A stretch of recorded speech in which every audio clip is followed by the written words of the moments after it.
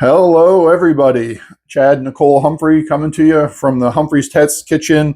And today we're going to be cooking and smoking one of the most underrated and underutilized cuts of beef, the beef cheek. And I know you're like, wow, what's a beef cheek? It's exactly what I just said. It is the cheek from a cow. It's a nice, succulent, but tough piece of meat that does all kinds of work. As you know, cows chew and chew and chew, regurgitate, and chew and chew and chew. So this muscle is used all day long for the most part.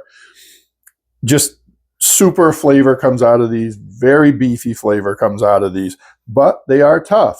They have a lot of fat. They have some silver skin. So we're going to be showing you how to utilize that out. The great part is, because they aren't the hottest selling commodity at most of your stores, a lot of times you will find these on manager specials. They're already super affordable, but you can find them on a discount sometimes. And right here we have 6.3 pounds, which we found at a big box store. So we're going to be utilizing this up to make some beef cheek barbacoa today. So let's get ready. We're going to start the prep on these.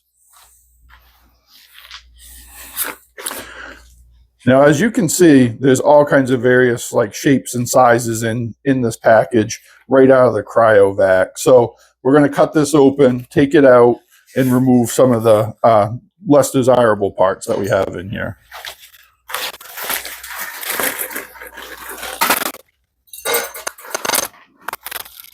We're going to get this open, get these right out of the way. Let's see what we're working with. All right. Oh, strong beef flavor coming out of here. So we have a lot of parts going on here. So it looks like we have 2 whole sides of beef cheek. So we're going to be processing this up so we can smoke this off. As you can see, barbecue is made up of a lot of the tougher cuts of meat, the less expensive cuts of meat, because the way you cook them with a lot of time and temperature and seasonings, you end up with a phenomenal product. Well, the beef cheeks are not, shouldn't be left out of that list at all. But you can see there's a lot of collagen and connective tissues in these. That's what's going to give it a ton of flavor. But it's also, we need to get some of the outside stuff off. So we're going to start trimming that out. So you want to use a good sharp knife and just start cutting this away. We're going to get this out. We're going to separate this out into a couple pieces.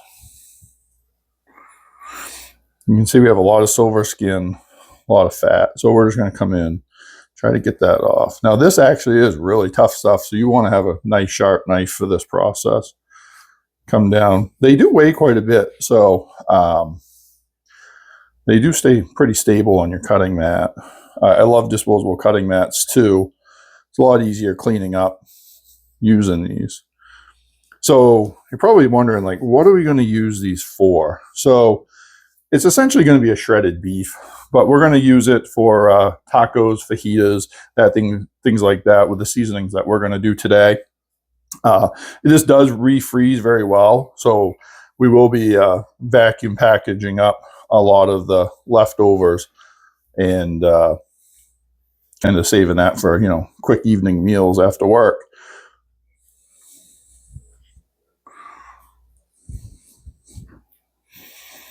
But this hard fat here, similar to brisket fat, you're going to want to get that off as well.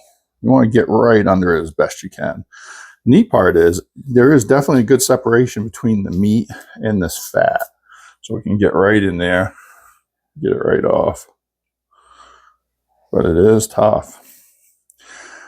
I'm using a fillet style knife today because I want a good sharp point to actually get in between the meat and the fat, lift, and then be able to cut. I like the flexibility of the blade. This is a semi-rigid one. It seems to work really well for the beef. I use it when I trim briskets as well.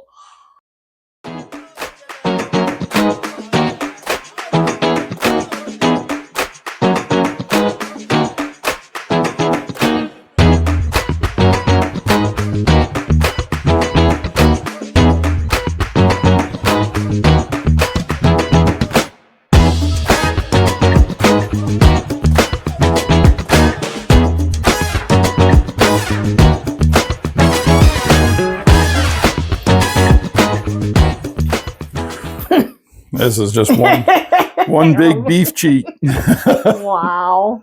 Yeah. That is something. It is.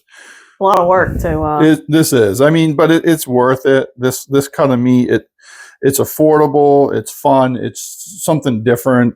It's not badly priced either for beef. I know very affordable. You're going to be you're pulling a lot of that fat off. I know you ultimately pay for that, but if you're able to use it in a byproduct. Well, and that's the thing. Like all of this, your brisket's relatively 100% usable if you really want it to be. Your beef cheeks can be relatively 100% usable. I do flip things around constantly because I want to be seeing what I'm dealing with on the other side, because you can see a lot of where this is kind of coming out of a cow. So you can kind of see where it was connected in at one point in time and everything. But you can tell this muscle definitely works hard, works very hard. And that's good because it's going to leave us with a ton of collagen. And I'm going to separate this one right here. Ton of collagen. And collagen is what tastes good when it finally breaks down. So it's good for my hair, skin, and nails as well. It is. Yes, it's actually really good for your hair, skin, and nails.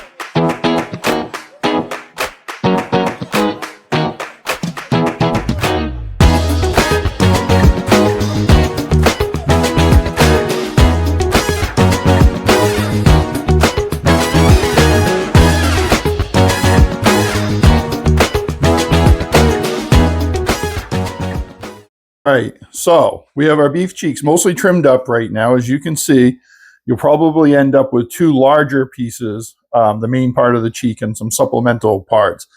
Some of this comes off from where all the cartilage comes together, and there's a whole bunch of fat nodules and stuff that we had to cut out and things. Some of the smaller pieces I do leave a little bit more fat on because, this is all getting cooked at the same time. And the neat part about this is because we're going to be cooking it and then braising it, I'm not really concerned about the difference in sizes because I'm really going for a tenderness. And we can always pull some out later if we need to, but I don't think that's going to be an issue. I have a feeling this is all going to come out right at the same time and turn into some phenomenal shredded beef. Today, we're going to use a couple rubs from a really good friend of ours on these beef cheeks. And our friend Sterling Ball makes some of the best rubs on the planet out there at Big Papa Smokers. So today, our base is going to be Big Papa's Double Secret. And for a little bit of tang and the flavor profile we're looking for to make those tacos and fajitas, it's going to have some Cuckoo Racha on there as well. This stuff's really good. I use this on chicken a lot, especially for tacos and things. It's really good. But it's going to give us that heat and flavor we're looking for and some of that southern flair. This Double Secret's really good too. Nice salt base, great on beef. Love this stuff. And we're going to top it with our barbecue crack. And you're like, wow, how does that figure into this? Well, our barbecue crack is a little on the sweet side, but it's got a lot of garlic in it as well. So a garlic maple combination here. And this is going to help bring out some of those Mexican flavors we're looking for to go into this beef cheek barbacoa.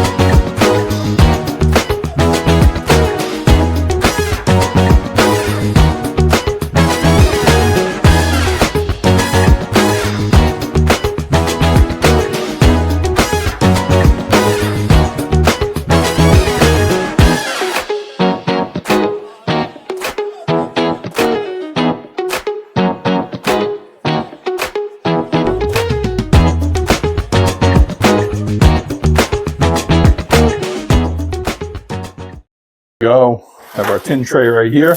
And we probably are going to do this cook in a tin tray. And you're probably like, oh, why? Why wouldn't you want the smoke to go all the way around it? The smoke's still going to go into the meat really well. It's just, I want to catch all of that collagen and stuff as it loosens up, and it's going to help contribute to our braising liquid that will add in later on. Oh, Franklin's excited about it. Franklin is excited about it. Franklin loves it when we cook beef. He's very upset because he's not allowed in this room.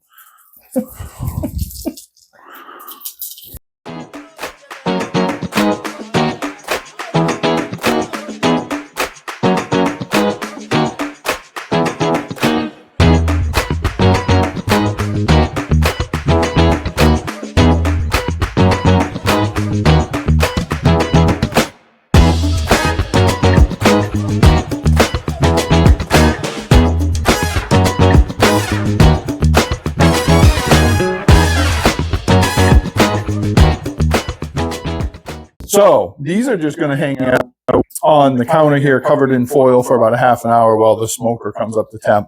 We're going to start these at 250 without any liquid or anything, and uncovered in the smoker. So these are going to head out there in just a few minutes, and we'll show you that.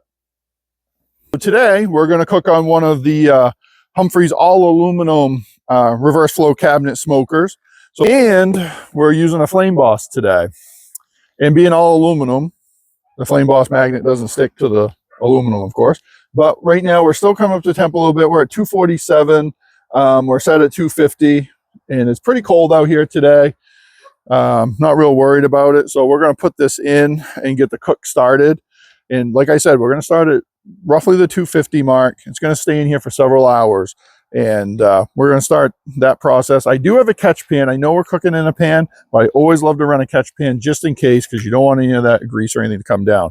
And we're going to hit it on the second rack location. And the reason we're hitting the second rack location is I want as much smoke to come over the top and hit that beef so we can start the process of breaking it down. That's pretty much going to be it. I'm just going to let this ride out. Probably 3 hours we're going to check it and then see where we're at. We'll use an instant read thermometer, and then we'll go from there to the next step.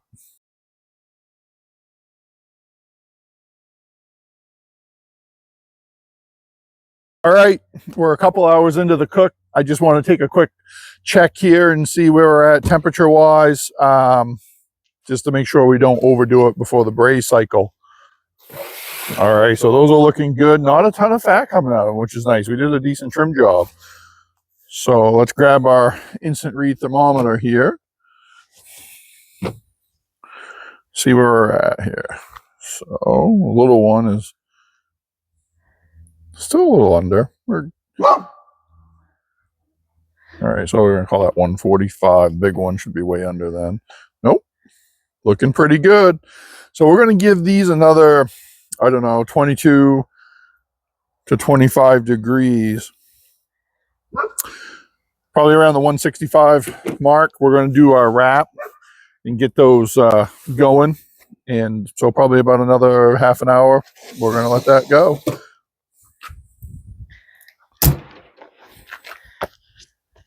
All right, so now we're 3 hours into our cook. It's time to put the braise into the pan, and we're going to cover the pan with tin foil. So let's get going. Let's take a quick look, see where we're at. Oh yeah, they're getting some color. That's what we want. The rubs are cooking off. Looks good. All right, so the only reason we didn't start with liquid was we wanted to get a lot of smoke into the actual meat. So now we're going to add in some braise. Our first ingredient is the chicken fried brisket wrap. This stuff is phenomenal. If you haven't tried it, use it. I just, one little side note I definitely would do is shake this very, very well. Gets everything loosened up on the side of the bottle. And I've already, given it a few shakes. We're going to give it a little more. And I'm not mixing everything together ahead of time. You can if you want, but it's all going to cook in for a few more hours anyway. So just going to pour some down there, and you can see some of the fat solids come out of this. This is a real rich beef product right here. I love this stuff. So we're going to add that. My next ingredient is going to be Stubbs beef.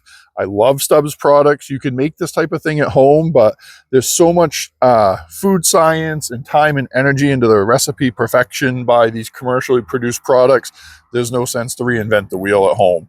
So this one right here is a great product. It's going to have a bunch of garlic and soy and cool things like that in it. The red pepper flakes really help break down a lot of the beef here, and it's going to add a nice flavor to this that we're looking for. So again, shake this one up. This one's just going to get poured in. Just add it right on in. Oh, I love the smell of that one. So with that, I want a little bit more braising liquid because we're going to turn this cooker up from 250 to 275 to 300. So I definitely want to get a little bit more liquid in there, and I want to steam this stuff out to break all this down. So we're going to use some beef stock to add just a little bit more. I want just a little bit more braising liquid. Probably about half of this container in the pan this side, so about another 16 ounces. And that's going to give us a really nice amount of liquid to steam this up. Our last ingredient is going to be one of my favorite sauces we carry in the store. Smoky Chipotle barbecue sauce. It's a nice, not an offensive barbecue sauce. It's a mild. It's got some smoky Chipotle flavor to it. Just a good tomato-based barbecue sauce. And as you can see, I don't really use measuring cups or anything like that. I just kind of do it on a whim. So you measure with the heart. I measure with the heart. That's right. So we're just going to add a little bit up there. That's all going to mix in because this is going to start steaming up and it's all going to mix in together. So what we're going to do is we don't even have to baste this over. We don't have to use a spoon and drizzle it over. You don't have to use a baster or anything like that. This is just going to steam up once we cover it with tin foil. So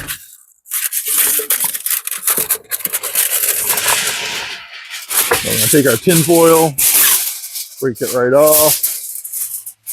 And they also make lids for this too, these pans, but I got tin foil readily available today. So I am going to do this nice and tight. Like a tiger? Tight like a tiger. So I do want this nice and tight. And these disposable aluminum pans have a good little ridge around them, so I can come in and just really squeeze that right up in there and get this good and tight. But I want this to steam right up and tenderize that meat. All right, so this is going to go back in the smoker. Same shelf and everything. I'm going to go right on in there. Right up against the back wall. And we're going to turn our flame boss up. We're going to turn it up probably 300 and just let it go for a few hours. And then this is probably going to be just about done. The temperature we're going to be looking for is going to be 200 to 210. It's going to be more or less probe tender, and I'm going to probably pick a piece up. We're going to try to shred it right here. But we'll show you all that, and we're just going to let this go do its thing for a few hours.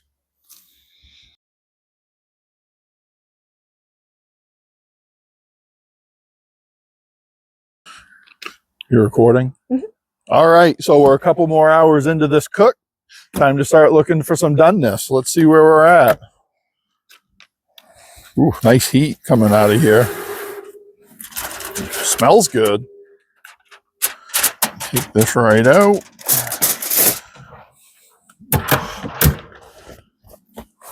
Let's see where we're at. So when you do this, just be careful because you could get a steam burn. So just be real careful when you go to open the tin foil. See if they're softening up. Oh, that's done. Oh, yeah.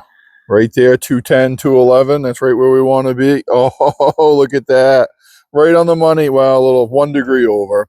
But what I'm really looking for is the doneness. Because when we go to pull these, I want to be able to just pull them right on out. Oh, looking beautiful. Nice probe tender. Yeah, everything's just sliding right in like butter. That's awesome. So we're going to bring this back inside to the test kitchen, and then we're going to start letting this cool off just a smidge, and we're going to glove up with our other gloves and pull this apart and get it ready. All right, so we've got our beef cheeks in. They're back in the kitchen. They've rested a few in the liquid. Still steaming hot, so you're going to want to be real careful with this step, okay? I highly advise heat gloves or or something like heat gloves. I wear knit gloves underneath my regular black nitrile gloves because you can see this is really still pretty hot. This aroma that it this is putting into the kitchen right now is amazing. It is nice. And it's held some good integrity here. I mean, it still has some of the barkiness from when we smoked it without the braise, and the braise definitely helps soften it up. So we're just going to bring these right over this bowl, and we're just going to start shredding it up. And you can see the richness of the meat. I mean, it's got a deep red hue, a lot of fat still left, which is nice. The collagens have cooked out, kind of like when you cook a pork butt and you're looking for, to get that tenderness point. That's the same with these beef cheeks, really. So we're going to get try to get it down to the size that we're looking for. You don't even have to use a knife or anything, but this is some hot stuff. Woo! So this was that tough piece we put in. Remember, I showed you I left it in so we could get a little extra fat, and you can see the fat rolling around in the braise that came out of this. But there's also a lot of good meat left in this piece, and I don't want to leave it behind. We're not going to use the fat nodule. We just left that in there to get some flavor. But, these little chunks of meat, that's some of the best meat you're going to get right there. So that's waste, but that's okay. Just going to keep going and find. And so, this is just as a big, large piece of fat or, connective tissue in there that didn't braise out, which is fine. We were still at like 210 degrees, right where we wanted to be to get the tenderness we were looking for. But, you're going to have that in these oddity types cuts of meat. You're going to have some stuff you just can't use. But guess what? You can pull all the stuff around it. So anything around it I can get that's going to be good, I'm going to pull. And what I can't, it's just going to go. Because these are all the little nuggets too. Most of the meat we're really looking for is going to come out of those two big honking cheeks. So, but it shreds right up really nice. I don't know if the microphones are picking it up, but my stomach is rumbling because it's so hungry. It smells so good. Whew, this baby is hot. We're going to let that one sit for a couple seconds because we're going to pull this one out and let this one sit for a second too. Now the key is to do this while it's hot because you don't want this to tighten back up on you. So it kind of defeats the purpose. So shredding it while it's like scorching hot like this is kind of painful on your hands without the right equipment, but is necessary to get what I'm looking for. And the cool part is like this is just going to stay juicy. Plus we're going to add back in a little bit of the braise, I believe, too. So these big ones still have a lot of collagen left in them. Just going to rip it apart. But look at that meat. Oh, it's so good looking. These are going to make some good tacos and fajitas, I'll tell you. Smells rich. Like it really does smell rich. It's nice.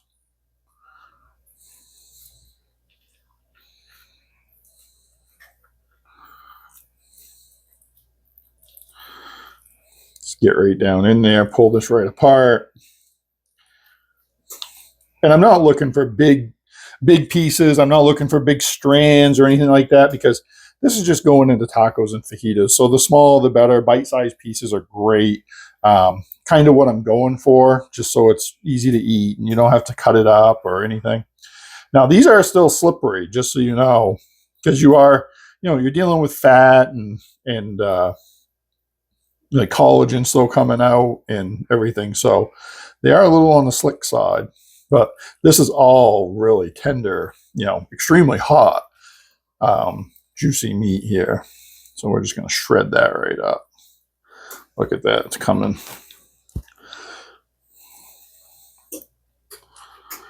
We actually do design and have produced and still produce a tool that does this, but I like to have my hands on this sometimes too.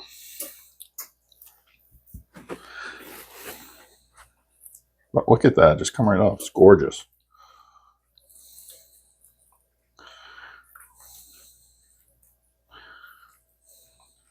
So what we're going to do with this, if you want to know, we're actually going to have tacos tonight out of this. And the rest we're going to let cool, put it right in, get it cooled, chilled right down. And then we'll portion it out for quesadillas and vacuum seal it and freeze it. and then take it out of work. And sometimes we just defrost right in the bag and everything. Quick, easy meal, real easy, because it's all cooked, ready to go. Wow, this one yielded 100%. That's awesome. So I'm going to look for a couple of big pieces. Like that one was hot and I dropped it. But so this is what your beef cheeks render down to. Really juicy, luscious, still super hot. I can't wait to dive into this. This is going to be delicious. Now, this is so juicy, I don't think I'm going to add any of the braise back in. If they were on the drier side, I would run this through a fat separator and then add some of the braising liquid back in. I don't even think this is going to dry out as it cools. There's a lot of juicy, fatty meat left in there. That's going to be great. This is going to make some delicious tacos, and we're going to show you the finished product in just a few. Let's see here. We have a few cool ingredients. So we're just making soft tacos today. And we're going to use, of course, the beef cheeks. We have some slaw mix in here that's got purple cabbage, regular cabbage, carrots in it. I found it just a lot easier this time of year being in Maine. It's easier just to buy the slaw mix all ready to go than try to find different color cabbages and stuff. We're a little produce challenged up here. Green onion or scallions, and cotija cheese. This is a Mexican cheese. It's kind of like a feta, a little different, crumbly, nice. It's going to add a neat little funk to this that we're going for, and I'm kind of looking forward to it. These will be meat heavy, just so you know. So because we love the protein, so they're going to be meat heavy. So what I'm going to do is I'm going to start with this is a crema I made and kind of let chill in the fridge for a while. Real simple. This one here, kind of a non-traditional crema, but I did sour cream, a little bit of Duke's mayonnaise, onion powder. I put some fresh garlic in there, and then some cilantro. Well, quite a bit of cilantro's in this actually. So just hit that with a food processor or impulse blender and just kind of let it go. And I don't want it real thick, because I just want to take and just lightly dust the bottom here so we get some of that flavor in the bottom. But you don't want to dust it enough that it's going to go through the soft shell or hard shell taco. So just a little bit in there so it doesn't make it real messy. So we're going to use more of that in just a minute. But we're going to grab some of our protein, get that down in, stuff this right up. This stuff's still piping hot, just so you know. And I like to have these with a lot of beef in them. So, that's going to be the star. Everything else is just to help, put it together and get a few vegetables into you. But this smells amazing. Oh my God, it's so tasty. Yeah, Nicole grabbed a piece of this right after it was so, after it went to chill, and she was amazed, because sometimes she's skeptical of when I do things like this, because I have cooked a lot of oddities, and I love cooking the oddities, or just not as common meats, and she's not into that yet. I mean, I like pork jowl, so I had a good inclination that this was going to be very good, but how I am with trying new things. Yep. So you're getting some color in there. Gotta have a couple vegetables. This is going to give this an awesome crunch to go with that soft braised texture. A little messy, but not bad. We'll get that in.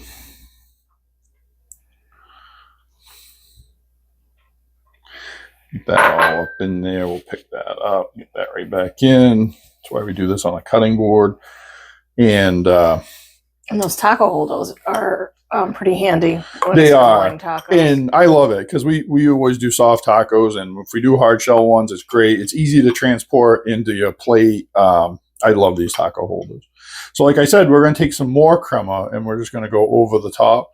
So you got a nice base of dressing for your vegetables, and to drip down over that meat and really give it a little bit extra flavor. It's just a smidge more. That'll get absorbed up by that stuff. Some of your garnishes, I do love green onions. So we're just going to put a couple of those over the top. Get those in there. It's going to give it a little bit of snap and bite. The onions are good. And kind of try to be even with them, but you know, it's harder than it looks. A couple over here, a couple more over there, and then this is the topping. I love this cheese. It just gives it a funky bite. It's really good. So we're gonna put some of that in.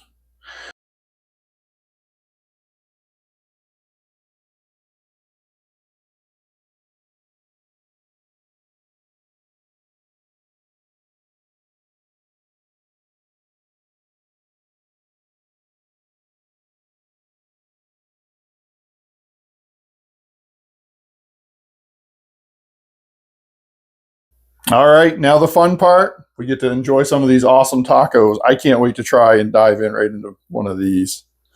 This is going to be messy. I'm just giving you a heads up, and that's okay. Oh, it smells so good.